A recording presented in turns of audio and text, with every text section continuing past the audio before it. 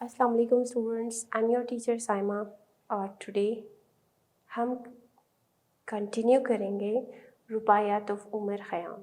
ठीक है, comprehension questions जिसमें लेट्स चेक आपको कितना कॉम्प्रिहेंड हुआ है, क्या समझ में आया है। ठीक है, so let's begin with the answer question. Short answer question में है पहला, what does the worldly hope means? So the answer is worldly hopes in this poem refers to the lasting fulfillments of the world. So the poet has said that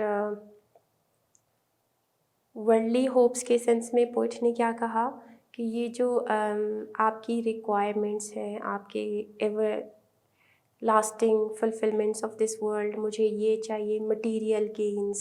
so worldly hopes जो है वो material gains भी आप कह सकते हैं, और worldly hopes को आप वो डिज़ायर्स, विशेस भी कह सकते हैं जो आप अचीव करना चाहते हैं इस दुनिया में।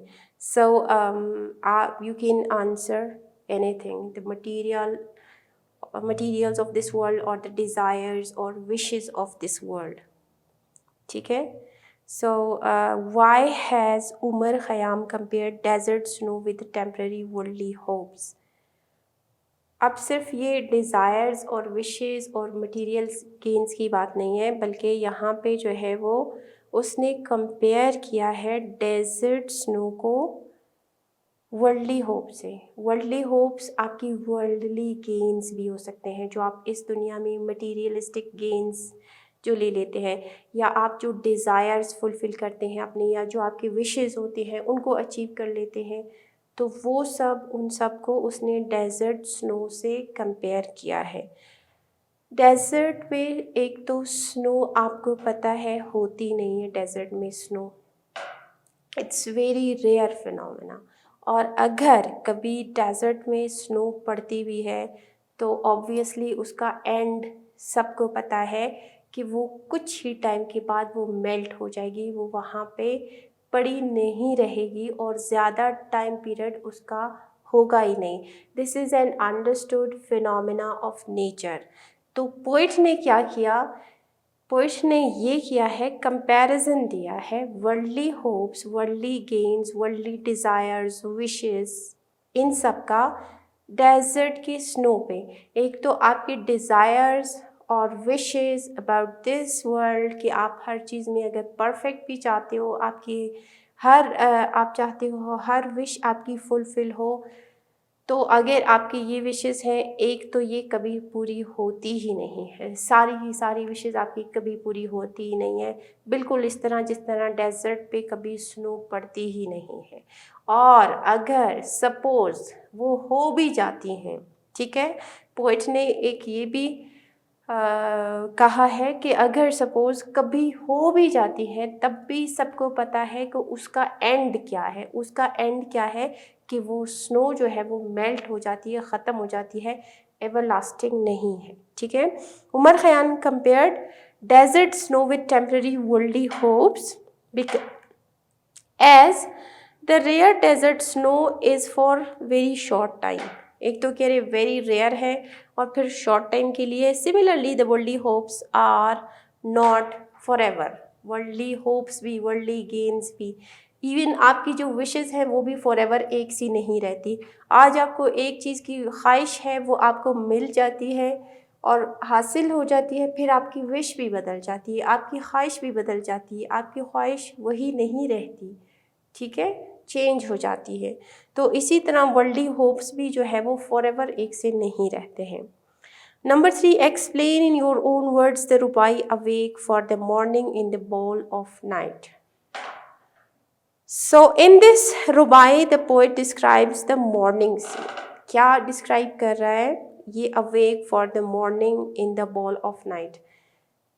क्या डिस्क्राइब कर रहा है? Morning scene. सबको कह रहा है कि अब उठ जाओ। क्यों? क्योंकि सूरज जो है वो निकल चुका है, तारे जो है वो, सितारे सब जो है वो ख़त्म हो गए हैं, सूरज की रोशनी हर जगह पे फैल गई है।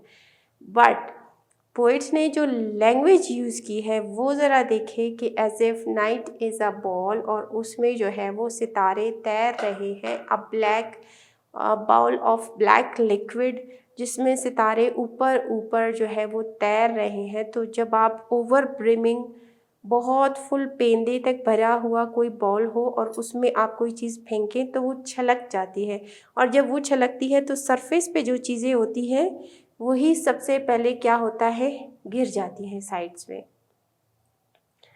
तो यही बात जो है वो उसने नाइट को कंपेयर किया है एक बॉल से, ठीक है, जिसमें सितारे जो है वो लिक्विड, ब्लैक लिक्विड से जो भरा हुआ है उस पे सितारे तैर रहे हैं। तो मॉर्निंग ने क्या किया है, उस बॉल में एक स्टोन थ्रो किया है जिसकी वजह से वो छलक के वो सितारे जो है वो इधर उधर गिर गए हैं, ख़त्म हो गए हैं, ठीक है। और दूसरा जो है वो सेकंड 2 लाइन्स में उसने क्या कहा कि हंटर ऑफ द ईस्ट, जो कि उसने सूरज को कहा, उसने क्या किया है, अपना नूज़ ऑफ लाइट फेंक दिया है सुल्तान के टर्रेट पे, ठीक है। सो this is in this Rubai, the poet describes the morning scene, that how the light of the sun, because of its brightness, dimmed the light of the stars. It seems to poet that night is a ball, and in it the stars are floating, and morning has thrown a stone in the ball, and stars have came out because of this commotion। वो जो पानी में हलचल see much जाती है तो वो उसकी वजह से, ठीक है, पत्थर फेंकने से।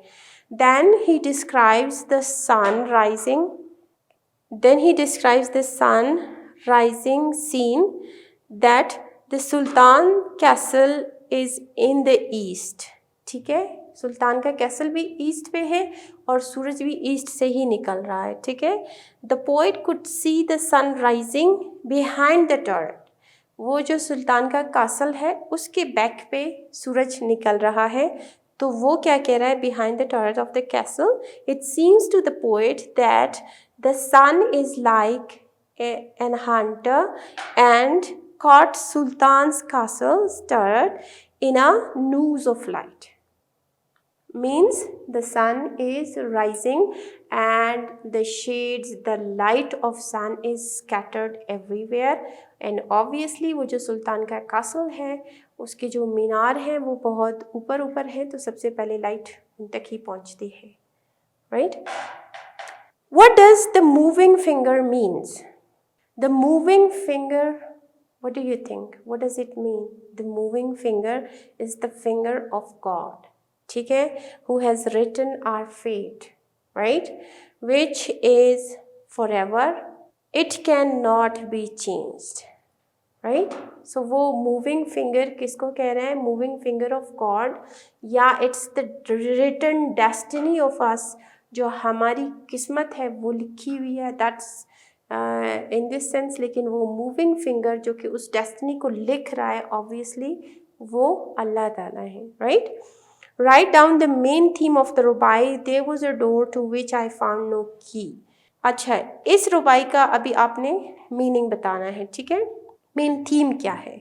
There was a door to which I found no key. अब सिर्फ इस जुमले से ही आपको फ़ौरन से अंदाज़ा हो जाता है कोई दरवाज़ा है जिसकी कोई चाबी नहीं, ठीक है। So the main theme of the rubai is destiny of human beings, right, और the future of human beings and the uncertainty of future. Future जो है वो अनसर्टेन है।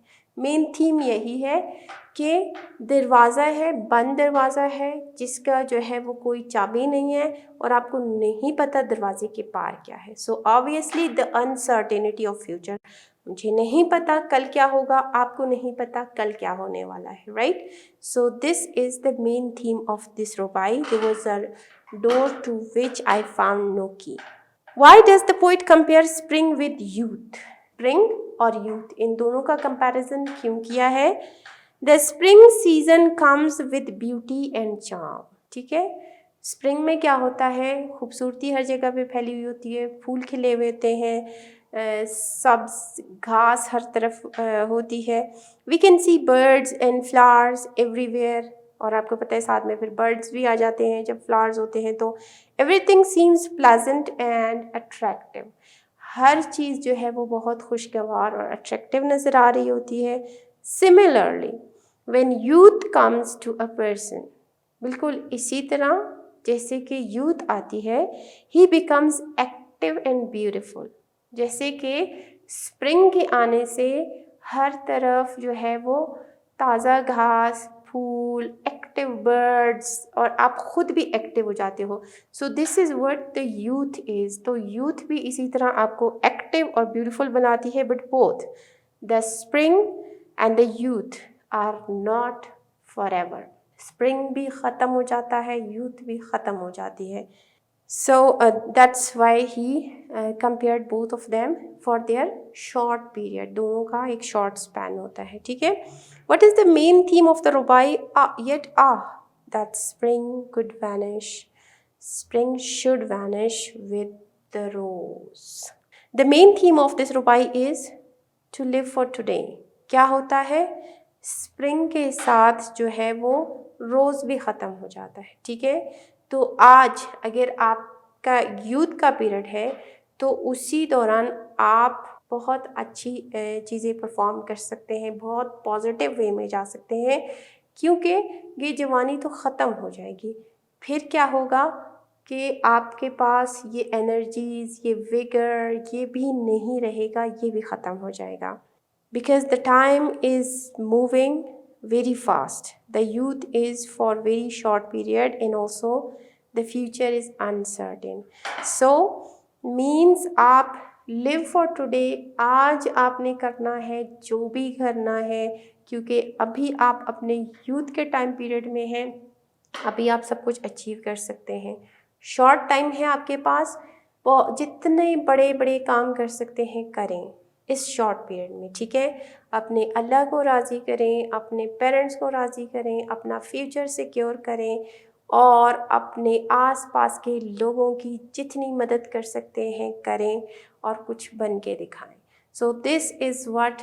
फिर क्या होगा, वरना ये स्प्रिंग भी ख़त्म हो जाएगी और ये चांसेस, ये एनर्जीज़ जो आपको मिली हुई हैं ये भी नहीं रहेंगी।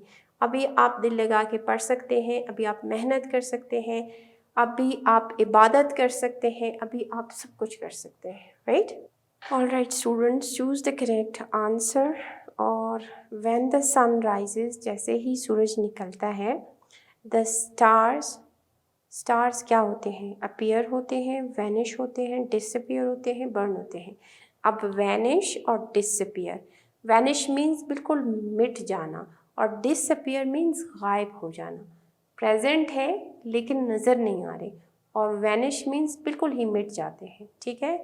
सो इन दोनों का डिफरेंस ज़रा जहन में रखें, फिर इसका आंसर बताएं कि क्या स्टार्स जो है वो मिट जाते हैं हमेशा के लिए या फिर गायब हो जाते हैं, मौजूद तो रहते हैं लेकिन नज़र नहीं आते। So what is the answer students? Of course disappear हो जाते हैं, मिट नहीं जाते, ठीक है। The Hunter of the east means, Hunter of the east से क्या मुराद है पोइट की? स्टार्स या सन या SON सन या अर्थ? नाउ SUN सन और SON सन, इन दोनों का डिफरेंस भी आपको पता होना चाहिए। SUN सन इज़ फॉर सूरज, SON सन इज़ फॉर बेटा, right? So what is the answer? The answer is sun, SUN sun, okay? In Rubaiyat of Omar Khayyam, the word manuscript, जो word manuscript यूज़ हुआ है वो किस चीज़ के लिए होता यूज़ हुआ है? डेस्टिनी के लिए या पीरियड के लिए? जो मैन्यूस्क्रिप्ट ऑफ यूथ है, ठीक है, मीन्स यूथ का मैन्यूस्क्रिप्ट, यूथ की डेस्टिनी या यूथ का पीरियड या यूथ की लाइफ या यूथ की डेथ? क्या आंसर इज पीरियड, यस। वो जो मैन्यूस्क्रिप्ट ऑफ यूथ है वो शॉर्ट है, ठीक है। We can change our destiny by, poet के मतलब है कि हम अपनी डेस्टिनी चेंज कर सकते हैं किस चीज़ से? पाइटी से, पायस बन के, तकवादार बन के, या इंटेलिजेंस इनसे इंटेलिजेंट बन के हम चेंज कर सकते हैं, या टीयर्स से चेंज कर सकते हैं, या किसी भी चीज़ से चेंज नहीं कर सकते। सो ऑफ कोर्स जो हमारी डेस्टिनी है वो चेंज नहीं होती, वो बदलती नहीं। The snow in the desert vanishes in, वो जो डेजर्ट का स्नो है वो फ्यू मंथ्स में वैनिश हो जाता है, गायब हो जाता है, सम ईयर्स में गायब हो जाता है, या 2 आवर्स लगते हैं या 12 आवर्स। स्टूडेंट्स हमेशा याद रखें, ये जो लिखे होते हैं कॉम्प्रिहेंशन क्वेश्चंस, ये उस टेक्स्ट से रिलेटेड होते हैं जो आपने पढ़ा है, जो आपने यूनिट पढ़ा है, उसी के हिसाब से आप आंसर देंगे, ठीक है। So the answer is 2 hours. Okay, alright. So mark the sentences as true or false. The sun has put the stars to flight. क्या सन ने जो है वो स्टार्स को भगा दिया है? So it is true. The worldly hope remains forever. Worldly hopes है हमेशा रहते हैं. That is false. We can change our destiny by piety. क्या हम तकवादार बन के अपनी तकदीर बदल सकते हैं? False. The youth ends very soon. That is true. The nightingale sings throughout the year. False. क्योंकि nightingale सिर्फ बहार में ही गाने गाता है. Okay. So critical thinking में students, what lesson do you get after reading the रुबायात of Omar Khayyam? रुबायात of Omar Khayyam आपने पढ़ा. So क्या आपने जो है वो lesson gain किया? So this is little bit I have written it for you, लेकिन ये critical thinking है, this is not for writing. तो आपको क्या समझ में आया, आपने क्या lesson gain किया? Okay. रुबायात of Omar Khayyam teaches us the lesson of not attaching our hearts to worldly hopes. ठीक है, इससे हमें पता चला क्या कि this world is transient, आरज़ी है, ये दुनिया आरज़ी है, यहाँ की ख्वाहिशात आरज़ी हैं, यहाँ की फुलफिलमेंट्स आरज़ी है, सब कुछ आरज़ी है. And it has a short time, और जल्दी ख़त्म हो जाता है. He compares the success of this world to the snow in the desert. कि अगर आप सक्सेसफुल हो जाते हैं अपने डिज़ायर्स को, अपने विशेस को अचीव करने में, तो वो क्या है, वो सिर्फ डेजर्ट के ऊपर अगर स्नो पड़ रही है, ये वही है. Which is rare and short living, जो कि कभी कभार होती है. आपकी ख्वाहिशात भी कभी कभार ही फुलफ़िल होती हैं, अदरवाइज़ नहीं होती, और अगर होती भी हैं तो वो शॉर्ट टाइम के लिए होती हैं. We the human never change our destiny. हम अपनी तकदीर भी नहीं बदल सकते. अगर हम आज के दौर में, अगर हम अभी में रहें, तब भी हमें नहीं पता कि आज जो कुछ हमें मिला हुआ है, जो नेमतें हमें आज मुयस्सर हैं, क्या कल भी हमें ये सब कुछ मुयस्सर होगा? हमारा आने वाला कल हमारे लिए क्या लेके आएगा? हम आज से 10 साल के बाद कहाँ होंगे? तो ये सब क्वेश्चंस हम आंसर नहीं कर सकते. Again there is a door to which I found no key. और आगे क्या कि डेस्टिनी जो है वो बदल नहीं सकती, और only by submitting our lives in our will to अल्लाह's will we can succeed in this life. We must work in our today and make it as good as possible. लेकिन किस सेंस में? By obeying the will of Allah Almighty. आज अगर हम लोग अल्लाह की will pay अपने आप को जो है वो सब्जुगेट कर देते हैं, फिर क्या होगा इससे कि एटलीस्ट फिर जो वर्ल्डली जो ये जो आरज़ी दुनिया है, अगर इसमें आप कामयाब नहीं भी होते, तो वो जो दायमी दुनिया, जो आने वाली दुनिया है, द वर्ल्ड हियर आफ्टर, उसमें आप एक कामयाब इंसान बन जाएंगे. ठीक है, जो कि कभी ख़त्म नहीं होगा. इस दुनिया की ख्वाहिशात बहुत जल्दी ख़त्म होने वाली हैं. Right. So examples to support an opinion. यहाँ पे कितने अपनी ओपिनियन को सपोर्ट करने के लिए a writer or the poet presents her opinion to persuade the readers. ठीक है, पहले अपना ओपिनियन दिया. ओपिनियन क्या था? कि इस दुनिया की ख्वाहिशात आरज़ी हैं. ठीक है. In order to support his opinion, the writer or poet gives examples and reasons. Examples और रीजंस में उसने क्या किया? कंपेयर किया यूथ को, यूथ के फुलफिलमेंट्स को, यूथ के टाइम पीरियड को स्प्रिंग से. ठीक है. और उसकी फुलफिलमेंट्स को, लाइफ की फुलफिलमेंट्स को उसने किससे कंपेयर किया? डेजर्ट के ऊपर स्नो से. सो दिस इज़ व्हाट हमें परसुएड करने के लिए, हम पे अपनी बात मनवाने के लिए पोइट ने ये एग्जाम्पल्स दिए हैं. from the text. This is just to give you an understanding of it कि पहले अपना पॉइंट ऑफ व्यू दिया कि यूथ का पीरियड बहुत शॉर्ट होता है, फिर उसके बाद एग्जाम्पल दी कंपैरिजन करके कि बिल्कुल स्प्रिंग की तरह जिसमें वो बहुत ज़्यादा गुड लुकिंग होता है, स्प्रिंग का सीज़न बहुत खूबसूरत होता है, फुल ऑफ एनर्जीज़ होता है, लेकिन शॉर्ट टाइम के लिए होता है। और बिल्कुल इसी तरह यूथ का पीरियड लाइफ में जब आता है शॉर्ट टाइम के लिए होता है, फुल ऑफ एनर्जीज़ होता है, खूबसूरत होता है, लेकिन शॉर्ट टाइम के लिए होता है और एंड हो जाता है। और इसके अलावा वर्ल्डली होप्स, वर्ल्डली गेन्स की उन्होंने बात की कि बिल्कुल इसी तरह है, आप इस दुनिया में सब कुछ भी हासिल कर लो तब भी एक तो आप हासिल नहीं कर सकते, और अगर आप हासिल कर भी लो तो बिल्कुल शॉर्ट टाइम के लिए है। जिस तरह डेजर्ट में कभी स्नो पड़ती नहीं और अगर पड़ भी जाए तो फिर वो रहती नहीं है। So these are the examples. और दूसरा जो है वो there is a door to which I found no key. It's again an example of that आप इसके बियॉन्ड नहीं जा सकते, आप अपना फ्यूचर नहीं देख सकते। So this is also an example of it.